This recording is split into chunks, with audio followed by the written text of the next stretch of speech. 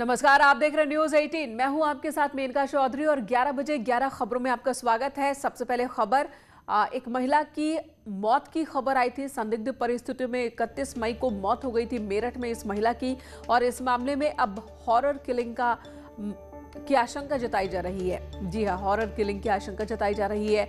मामले में महिला के पति ने मुकदमा दर्ज कराया है। पति के मुताबिक महिला के परिजन उसके प्रेम विवाह से नाराज थे, जिसकी वजह से उसकी हत्या की गई और शव को दफना दिया गया।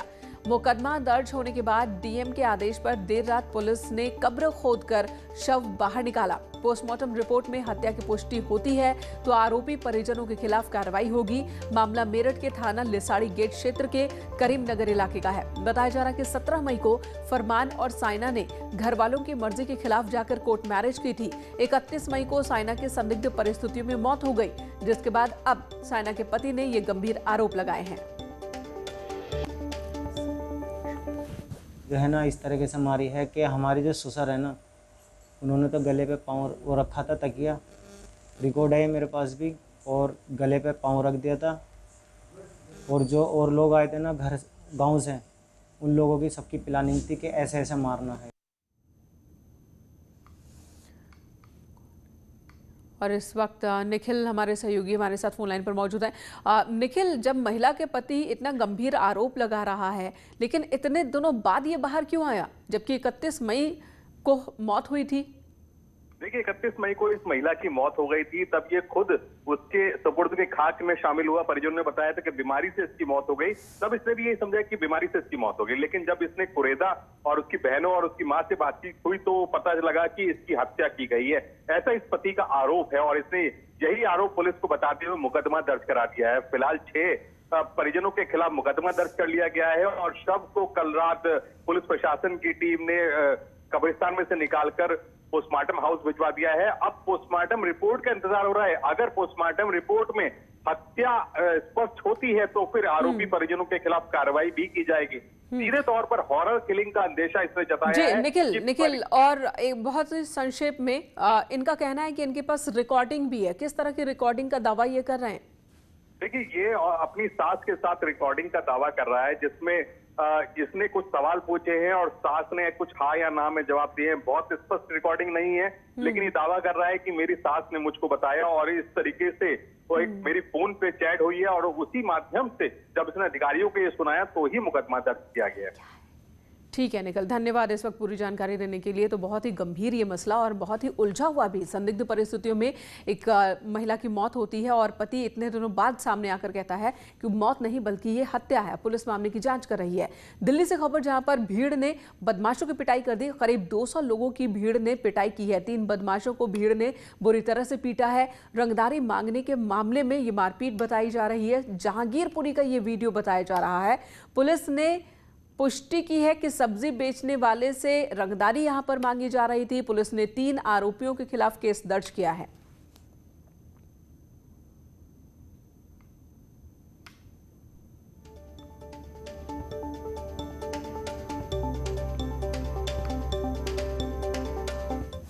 खबर जौनपुर से, जहां पर पैसे के लेन देन के विवाद में 2 पक्षों में मारपीट हो गई है। फायरिंग भी हुई है। फायरिंग में एक युवक घायल हुआ है। घायल को हॉस्पिटल में भर्ती करा दिया गया। पुलिस ने जांच शुरू कर दी है। पैसों के लेन देन में मारपीट का यह मामला बताया जा रहा है, जिसमें गोली भी चली है। एक युवक जख्मी हुआ है, जिसे हॉस्पिटल ले जाया गया। उधर बदायूं में छोटी बात को लेकर 2 पक्षों में मारपीट का मामला सामने आया।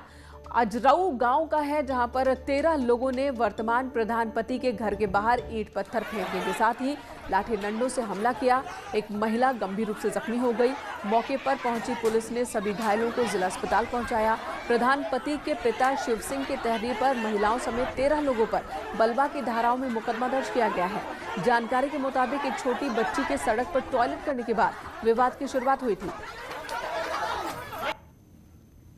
उधर पीलीभीत में टाइगर रिजर्व में वॉचर ने द्यूरिया रेंजर वीके गुप्ता पर मारपीट का आरोप लगाया। जानकारी के मुताबिक पहले भी रेंजर वीके गुप्ता पर इस तरह के आरोप लगते रहे हैं, जिसकी वजह से ड्यूरिया रेंज से उन्हें हटा दिया गया था। दोबारा कमान मिलने के बाद एक बार फिर से रेंजर वीके गुप्ता पर मारपीट और अभद्रता के आरोप लगे। दरोगा जी के संग में जेठा पुलिया पे हम उनके कौन दरोगा थे आपके साथ? शंकर सिंह। उसके बाद में शंकर सिंह। अच्छा, तो फिर क्या हुआ? हाँ, उनके साथ में हम जेठा पुलिया पा वहाँ बैठे थे, लेकिन साहब गाड़ी आई गई तो हमने सलाम करी। सलाम करने के बाद में बस मारने लगे। मेरे संग में घटना जो हुई है कि रेंजर साहब आए, हमने आते आते मेरा गलेवान दबाया, गर्दन दबा दी, जान से मारने की कोशिश करी मुझे। फिर उसके बाद में थप्पड़ मारने की कोशिश करी, फिर डंडे मारे मेरे और संग में मेरे साथी को भी मारे। दरोगा जी वहाँ पे खड़े हुए थे। कौन दरोगा जी खड़े थे? शंकर लाल दरोगा जी, मौर्य दरोगा जी खड़े हुए थे और दफ्तर बाबू, सभी स्टाफ वहाँ पे मौजूद खड़ा हुआ था। उनके सामने मारा, पब्लिक के सामने मारा है। उधर बदायूं में मिर्च के मोल भाव को लेकर जमीन यहां पर विवाद हो गया और बड़ा बवाल हुआ है। मामला उझाने थाना के गांव सकरी जंगल का है। ठेले पर मिर्च बेचने वाले के साथ कहासुनी हो गई।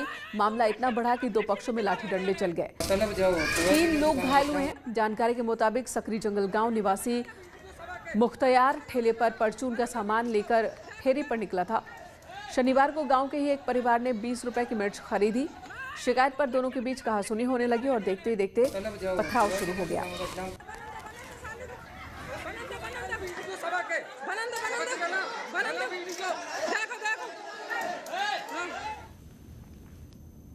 इधर गाजियाबाद में चोरी की घटनाएं थमने का नाम नहीं ले रही हैं। एक बार चोर खड़ी कार की चारों टायर लेकर चले गए। चोरी का जो वीडियो है वो सीसीटीवी में कैद हुआ है। मामला मोदीनगर इलाके का है। चोर ने टायर खोलकर गाड़ी को ईंट के सहारे खड़ा किया। चौंकाने वाली बात यह है कि चोरी करने के लिए चोर भी गाड़ी से ही आए थे। इधर टोक्यो ओलंपिक में भारत की ओर से खेलने जा रही मेरठ की रहने वाली प्रियंका गोस्वामी ने अपने परिवार से मेडल जीतकर लाने का वादा किया है।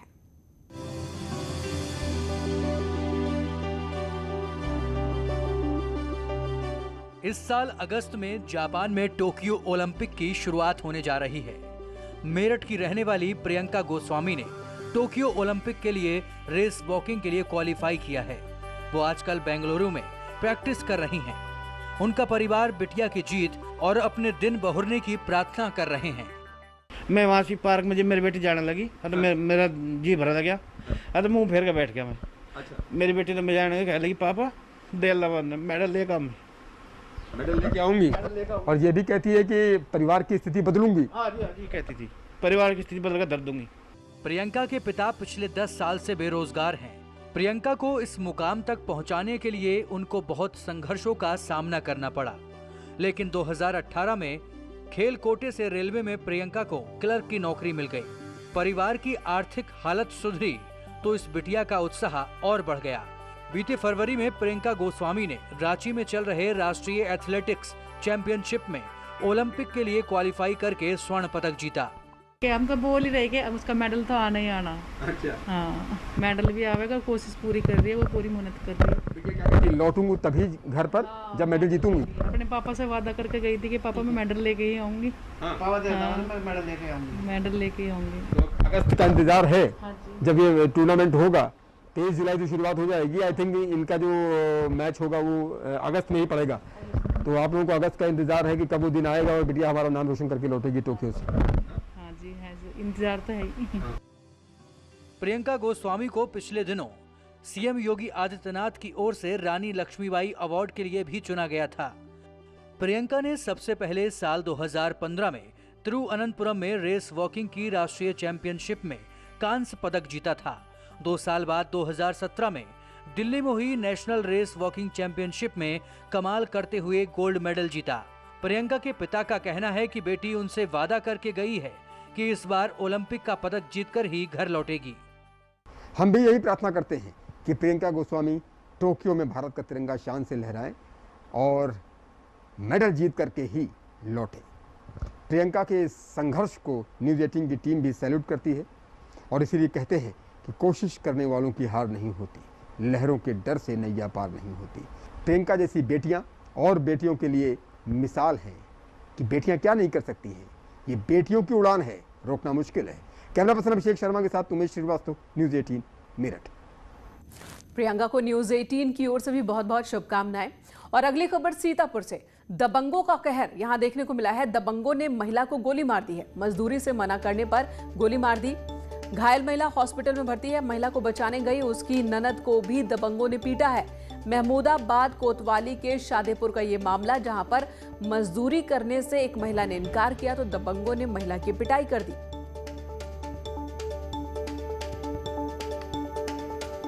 लड़का दोनों रंजीत के और रंजीत आए, बस रुके, हमसे कहें तुम्हारा आदमी कहाँ है, तो हम कहें कहा है, उनका क्या करियो, अब बस अपनी पिस्तौल निकाले, बस तुरंत फायर कर दी। रंजीत मरफिया बेचती। उधर ललितपुर में एक युवक ने दबंगों की प्रताड़ना से परेशान होकर डर की वजह से फांसी लगाकर आत्महत्या कर ली। आत्महत्या से पहले युवक ने एक वीडियो भी बनाया जिसमें 3 व्यक्तियों को मौत के लिए जिम्मेदार ठहराया। जानकारी के मुताबिक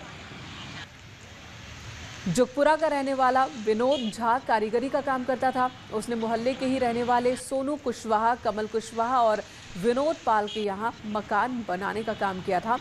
तीनों पर उसका मजदूरी का पैसा बाकी था। आरोप है कि जब तीनों व्यक्तियों से विनोद ने पैसे मांगे तो उन्होंने देने से इनकार कर दिया, साथ ही मारपीट की, जिसके बाद युवक ने अपने घर पर फांसी लगाकर आत्महत्या कर ली। आरोप है कि पुलिस ने घटना के 2 दिन बाद तक कोई कार्रवाई नहीं की। अब परिजनों ने एसपी से न्याय की गुहार लगाई है। 15 दिन से ये बहुत परेशान थे, हमें पहले से नहीं बताई। फिर एक दिन पहले शाम के आए, कहने लगे कि हमें मार रहे थे, धमकी दे रही थी मारने की। बस इतनी कह के रात में सो गए। सुबह उठ के मैंने करके चली गए सीधे, फिर नहीं आए लोग।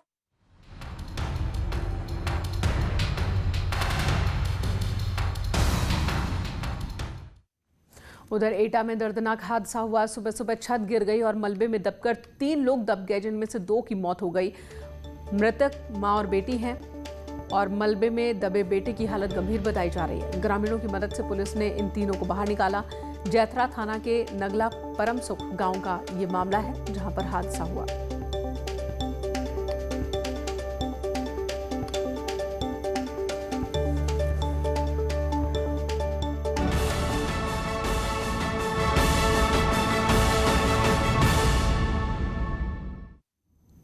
उधर अयोध्या में हलचल जारी है। आज और कल 2 दिन अयोध्या में गहमा गहमी, क्योंकि इन 2 दिनों में बहुत ही अहम बैठकें होने वाली है।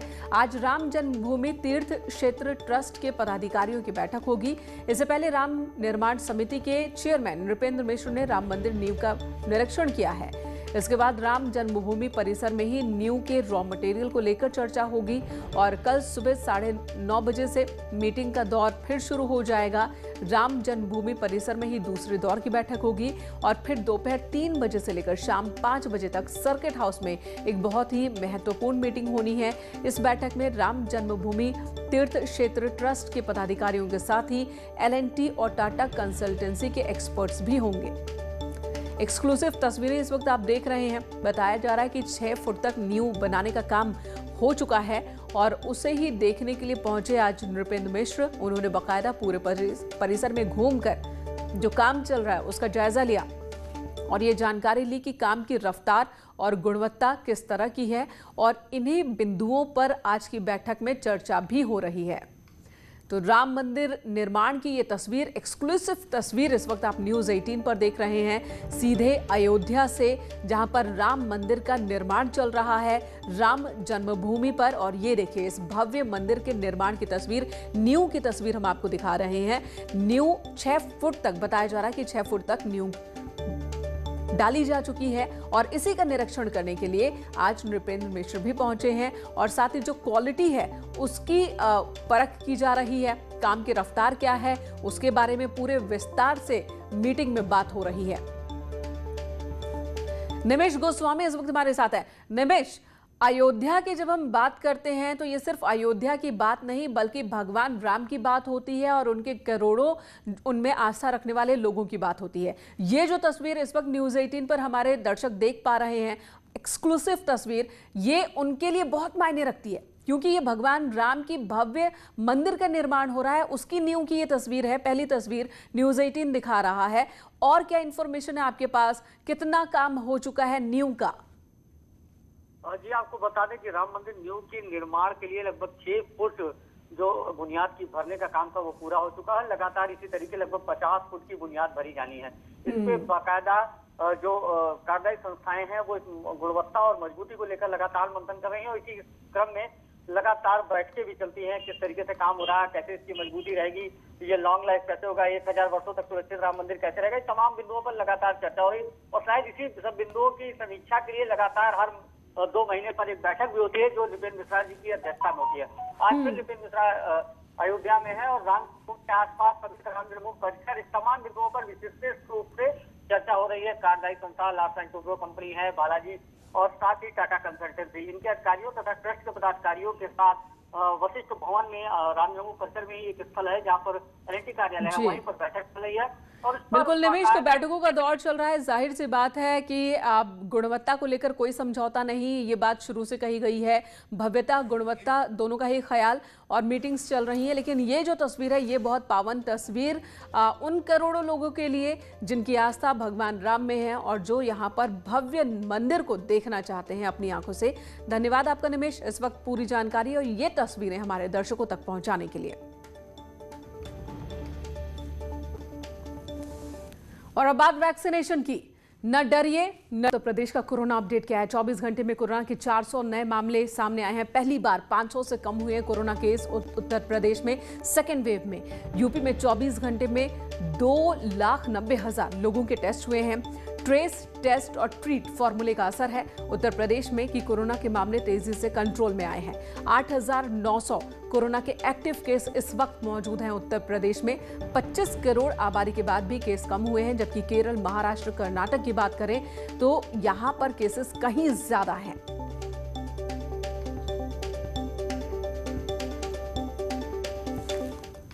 वहीं देश के कोरोना अपडेट की भी बात कर लेते हैं। 24 घंटे में कोरोना के 80,834 नए मामले पूरे देश में दर्ज किए गए हैं। 24 घंटे में कोरोना की वजह से 3,303 लोगों की जान गई है।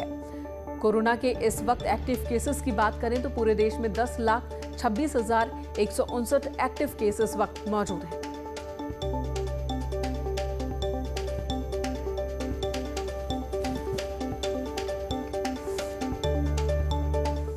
उधर रामपुर से धर्म परिवर्तन की खबर आ रही है। 2 बच्चों के साथ एक महिला का भी धर्म परिवर्तन हुआ है। इमाम समेत 5 लोगों पर केस दर्ज हुआ। इस मामले में महिला के पति की मौत हो चुकी है। कोतवाली शाहबाद के बैरुआ गांव का ये मामला है। बताया जा रहा है कि पति की मौत के बाद महिला पर धर्म परिवर्तन का दबाव बनाया गया। महिला और उसके बच्चों का धर्म परिवर्तन, इस मामले में 5 लोगों के खिलाफ केस दर्ज हुआ है।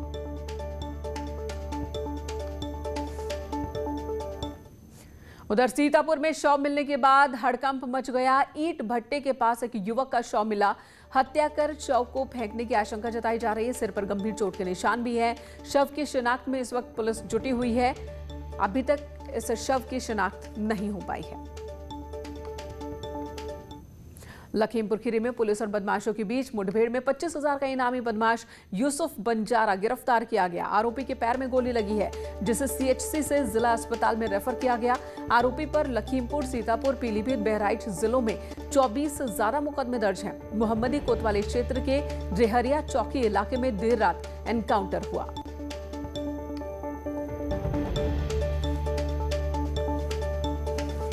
तस्वीरें में इस वक्त आपके सामने तस्वीर उस वक्त की है जब इसे हॉस्पिटल लाया गया।